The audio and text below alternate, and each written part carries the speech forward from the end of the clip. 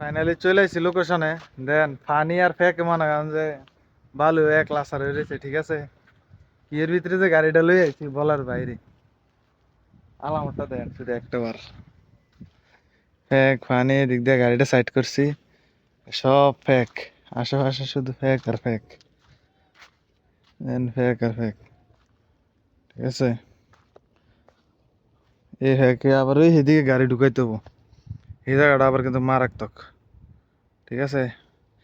এদিকে গাড়ি ফাঁসানোর সম্ভাবনা আছে, কি আর করার, গাড়ি তো খালি করতে হবো।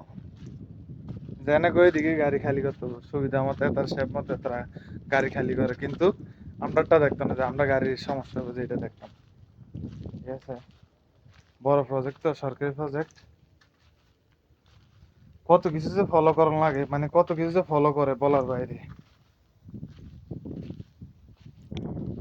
এই কিছুদিন আগে ওই দিকে গাড়িটা ফাঁসে গেছিল ইয়ার আরেকজনের, মানে এই মালটাই দিয়ে খালি করে এই দিক দিয়ে মানে ঘুরতে যায়, মনে করেন যে গাড়িটা ফাঁসে গেছে। আর সিকিউরিটি মনে হয় যে জঙ্কার মতো হয়ে গেছে, মেঘে ফেকে পানি লেগে। অবস্থা দেখছেন না, একবারে শেষ আজকে।